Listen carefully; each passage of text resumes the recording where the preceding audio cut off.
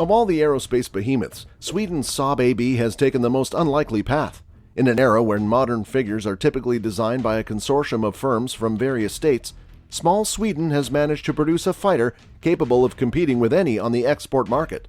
The JAS-39 Gripen now serves in half a dozen air forces and is in the running for a dozen more. How does the Griffen, named after the Saab corporate logo, come to be? Hey guys, welcome to our channel Military Planes, where we tell you about the most advanced warplanes to those currently famous in the air. So stay with us till the end of this video so you don't miss out on any of this information. But before we proceed, don't forget to subscribe to our channel and click on the bell symbol so that you don't miss out on any of our wonderful videos in the future. And let's begin. The Gripen was born in 1979 as a result of a decision by the Swedish government to develop a domestic replacement for the Draken and Viggen jet fighters. Sweden was one of the world's smallest countries to maintain an aerospace industry sophisticated enough to develop an advanced jet fighter, and the Gripen helped ensure the industry's survival.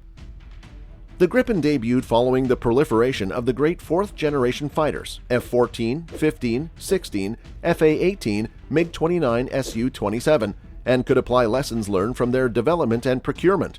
Sweden purposefully avoided stealth due to cost concerns instead of focusing on creating an aircraft that low-budget customers could afford. The plane first flew in December 1988 and became operational in 1996. So far, 306 Gripens have been built, with a total of 10 lost due to various types of accidents. Early on in the Gripen's development, a couple of accidents threatened the program, but the fighter survived. The Gripen's main distinguishing features are its small size and low cost, in comparison to other 4+ generation fighters on the market. Although flight costs are always difficult to calculate, the Gripen appears to cost less than $60 million. Furthermore, according to Janes, the Gripen has the lowest operational cost of any modern fighter. The Gripen has a reputation for being user-friendly, with simple displays and a straightforward interface. In terms of lethality, the Gripen was the first fighter in the world to carry the lethal Meteor air-to-air missile, a beyond-visual range weapon capable of tracking and killing targets up to 80 miles away. The Gripen C is capable of carrying 4 Meteor missiles, while the Gripen E is capable of carrying 7. The Gripen E has a maximum takeoff weight of 16,500 kg, a top speed of Mach 2 with super cruise capability, and a range of 1,500 kilometers. The Gripen ranks high on both BVR and dogfighting combatant lists. The Gripen has been exported by Saab to Hungary, the Czech Republic, Thailand, Brazil, and South Africa. Bids are still alive and well in Finland, Canada, Botswana, Colombia, Croatia, India, Indonesia, and the Philippines, with a dozen or so other countries expressing interest. Saab has been relatively open to technology transfer, allowing local firms to participate in the production of some components. This has made the Gripen an appealing option for governments that find it difficult to justify defense spending to skeptical citizens. Notably, due to the involvement of BAE Systems, the United Kingdom has an effective veto over the export of the Gripen. Argentina has thus been unable to acquire the aircraft. Having said that, some argue that the Gripen's success is due to factors other than its inherent quality. Various bribery allegations have been leveled against Saab over the years, with few successful prosecutions. In Brazil, the purchase of the Gripen prompted serious allegations of fraud against then-President Lula da Silva. The allegations involved a bribe to Lula's son. The case has yet to be resolved completely. In the case of Switzerland, the Gripen somehow got caught up in the ongoing court case against right-wing provocateur Julian Assange, as his supporters rallied against a referendum that would have allowed the Swiss Air Force to purchase 22 fighters. And bribery investigations in Austria and the Czech Republic created a scandal in a country that prides itself on transparency. As the preceding list indicates, the Gripen production line is still active and vital. Because of its low cost, significant capabilities, and ease of upgrade, Bill Sweetman referred to the Gripen as the future of fighters.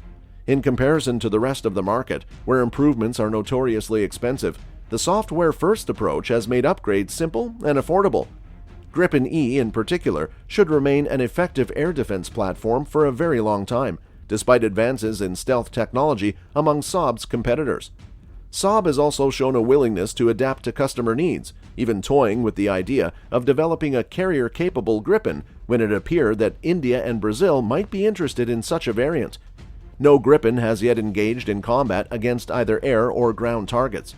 Instead, the Gripen has become the modern mainstay of a number of second-tier air forces, providing a low-cost but effective option for countries that do not anticipate engaging in serious conflict. Nonetheless, the Gripen's impressive capability should benefit air forces if they become involved in a conflict. The Gripen's low cost and ease of maintenance indicate that it will be ready to fight when the time comes. So, what's packed in Gripen JAS-39? Beyond the aircraft's single 27mm Mauser BK-27 cannon, omitted on two-seat variants, the Gripen is compatible with a variety of armaments, including air-to-air missiles like the AIM-9 Sidewinder, air-to-ground missiles like the AGM-65 Maverick, and anti-ship missiles like the RBS-15. The Swedish Air Force's Gripen fleet completed the MS-19 upgrade process in 2010, allowing it to be compatible with a variety of weapons, including the long-range MBDA Meteor missile, the short-range IRIS-T missile, and the GBU-49 laser-guided bomb. When asked about the Gripen's armament options, Saab's campaign director for India, Edvard Delamotte, said, "If you buy Gripen, choose where you want your weapon systems from. Israel, Sweden, Europe, and US. It's up to the customer." The Gripen is capable of carrying up to 6,500 kg of various armaments and equipment in flight.